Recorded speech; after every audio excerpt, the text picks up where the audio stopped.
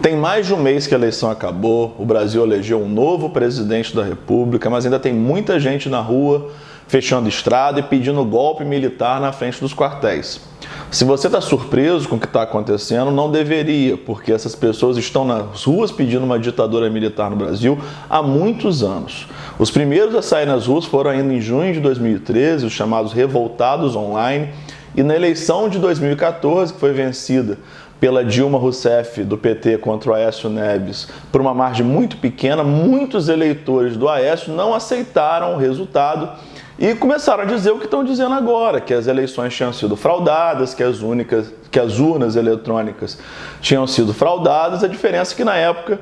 isso circulava no Facebook e hoje circula mais no WhatsApp. Pouco tempo depois das eleições, o PSDB, partido do candidato derrotado Aécio Neves, entrou com um pedido no TSE solicitando a auditoria das urnas baseado nesses boatos que circulavam na direita no Facebook. Obviamente que o TSE não encontrou nenhuma ilegalidade, mas aquilo ali foi a fagulha que reacendeu o golpismo da direita no Brasil, né? Logo depois das eleições, ainda em 2014, grupos como o MBL, o Vem Pra Rua e o Revoltados Online começaram a convocar manifestações querendo derrubar a presidente que tinha sido reeleita e nem tinha sido reempossada ainda. Em 2014 e 2015, essas manifestações cresceram, se tornaram as maiores manifestações de direita no Brasil desde a Marcha pela Família, com Deus e pela Liberdade de 64, que deu origem ao golpe militar.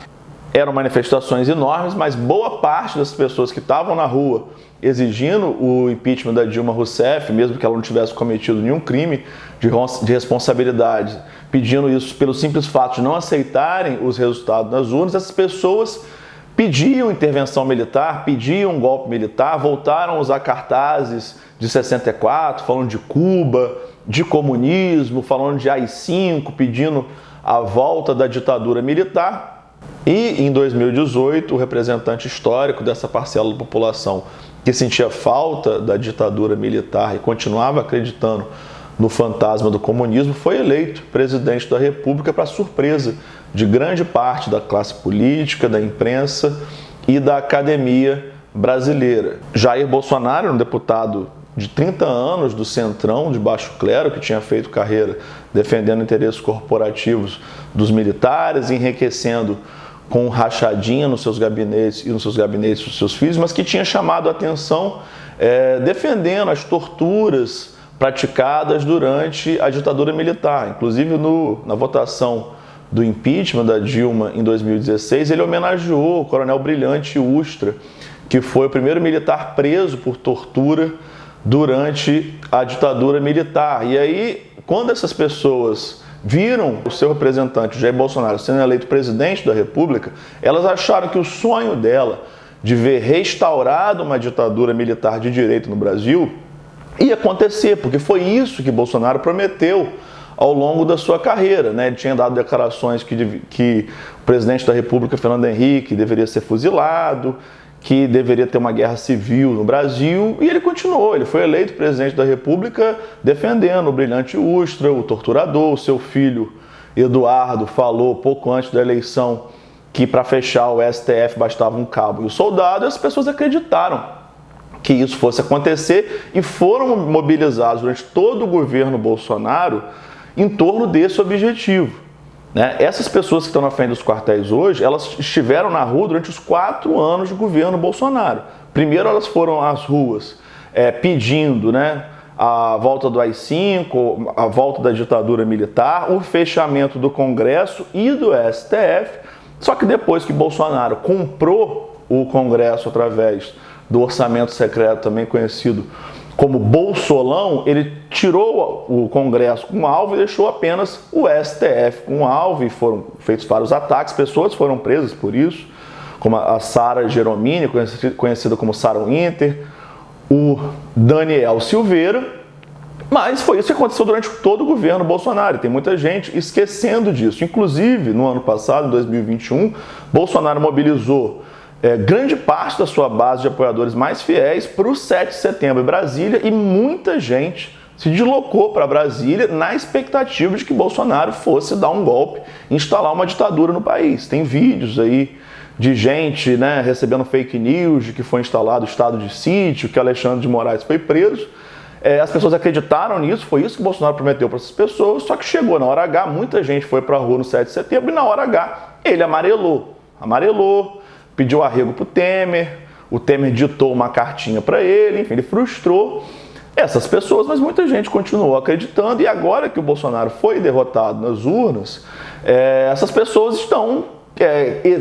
esperando do Bolsonaro que ele faça o que ele sempre prometeu, que ele dê um golpe militar e se torne ditador do Brasil. Só que isso está bem claro que não vai acontecer, não existe condições para isso, não tem como dar um golpe militar sem o apoio dos Estados Unidos, sem o apoio da burguesia brasileira, e Bolsonaro não reúne nenhuma dessas condições e, além disso, ele é um covarde. Agora que ele perdeu as eleições, ele parou de falar, as poucas aparições públicas que ele deu, dá para ver que claramente ele está transtornado, completamente dopado, ele não fala, ele tem, enfim, ele é um cara que ele tem muito medo, ele nunca teve a capacidade de dar esse golpe que ele prometeu para os seus apoiadores mais fiéis, então ele enganou essas pessoas, ele mentiu para essas pessoas, na verdade ele só está usando essas pessoas que estão na frente dos quartéis para tentar mostrar alguma força para evitar que ele e seus filhos sejam presos pelos 30 anos de crimes que eles cometeram contra o povo brasileiro, porque a prisão e a punição dele, da família dele, é iminente. Então, enquanto essas pessoas estão na frente dos quartéis, tomando chuva, pegando pneumonia, ficando alagadas, pegando leptospirose, doença de rato, enfim, passando por uma situação muito difícil, o Bolsonaro está quietinho, trancado no palácio, sem falar nada, e seus filhos estão aí curtindo a vida. O Eduardo Bolsonaro foi filmado no jogo da Copa do Mundo, curtindo a vida com a sua esposa, e depois, quando foi questionado, ainda meteu um caô bizarro de que ele tinha ido levar pendrives, É uma situação que seria cômica se não fosse trágica. A gente pergunta o que fazer com essas pessoas que estão na rua. Não há caminho que não passe por uma punição exemplar para as pessoas que estão financiando e dirigindo esses atos golpistas, porque tem muito empresário que tinha esquema no governo Bolsonaro que está financiando essas manifestações ilegais. Além disso, tem muitos influenciadores e youtubers que alimentam essas pessoas com mentira, porque eles ganham dinheiro com audiências que essas pessoas dão para eles. Então, tem muita gente ganhando dinheiro com isso. É preciso punir essas pessoas, punir qualquer tipo de pessoa que tenha cometido um ato criminoso para tentar conter essa mobilização e servir como exemplo para as outras pessoas, mas isso não vai parar por aí, porque é um problema social muito grave. O Estado precisa investir em opções de lazer, principalmente para os idosos. Tem muito idoso ali que está ali porque não tem o que fazer e está perdido na vida, e principalmente o combate às fake news, porque essas pessoas que estão na frente do exército, rezando para a parede, pedindo intervenção militar para os céus, batendo continência para pneus, se pendurando na frente do caminhão, essas pessoas estão com um problema. É uma questão de saúde pública muito grave e tem que ser encarado dessa forma. Então, se você acha que esse conteúdo aqui é importante, que essas questões que a gente está levantando aqui são relevantes, por favor, siga esse canal, se inscreva. Esse nosso trabalho que tem sido muito difícil, a gente tem sofrido perseguições nas redes sociais, meus canais no Instagram e no Facebook acabaram de ser banidos pela empresa Meta, do Mark Zuckerberg. Então a sua participação, a sua inscrição nesse canal é muito importante, é o único meio que eu tenho para fazer o meu conteúdo chegar até você. Então valeu, se inscreve aí e até a próxima. Abraço.